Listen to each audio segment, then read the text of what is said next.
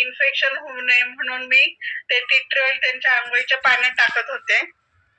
आणि त्यांना कोणी भेटायला आलं तर ते भेटण्याच्या अगोदर मी त्यांना नाकाला लावत होते ते, आणि इथं गळ्याच्या इथं आणि कानाच्या मागे असं लावत होते. आणि सर्दीचा पण त्यांना त्रास होता, तर तो सर्दीचा पण त्रास त्यांचा गेलेला होता आणि कुठलंही इन्फेक्शन झालं नाही.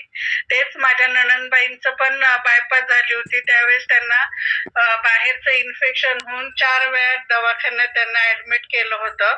तर हे जे आहे त्यांना 4 वेळा ऍडमिट केलं होतं, तेव्हाच मी ठरवलं की जर माझ्या मिस्टरांचं जर कधी ऑपरेशन झालं तर मी हे टी ट्री ऑइल वापरून त्यांचा जो हा त्रास आहे हा वाचवणार आहे.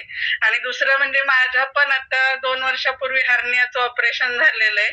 तर त्या हर्नियाच्या ऑपरेशन मध्ये सुद्धा मी टी ट्री ऑइल जवळजवळ एका महिन्यात मी 2 बॉटल संपवलेलं आहे. कोणी मला भेटायला आलं किंवा मी हॉलमध्ये जर गेले तर म्हणजे माझ्या उशाशीच मी ठेवत होते ते टी ट्री ऑइल. बाहेर जाताना म्हणजे रूमच्या बाहेर पडताना मी असं नाकाला, कानाच्या मागे आणि इथं गळ्याच्या इथं लावत होते.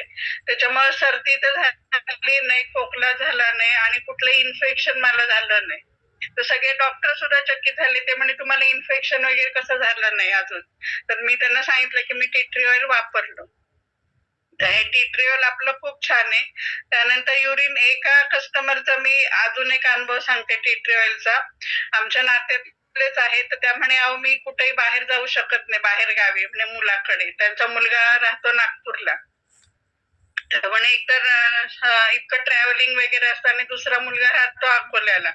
त्यामुळे एवढं ट्रॅव्हलिंग असतं, तिथं जाताना म्हणजे युरिनला तर आपल्याला जावं लागतं, पण म्हणे मला युरिन इन्फेक्शन होतं तिथं वॉशरूमला वगैरे गेलं की. म्हटलं अहो तुम्ही तुमच्या मुलाकडे जर तुम्हाला आवडेल का जायला आता बिनधास्तपणे. त्यामुळे कसं काय, मग त्यांना मी टी ट्री ऑइल दिलं होतं.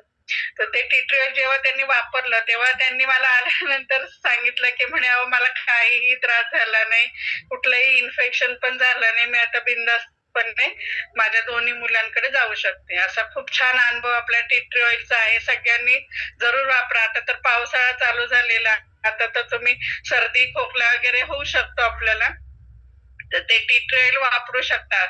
आता आपल्याकडे ना दीपाली मॅडम आलेल्या आहेत ऑनलाईन मीटिंगसाठी. महाबळेश्वरहून आहे, तर ते काही अनुभव शेअर करणार आहेत.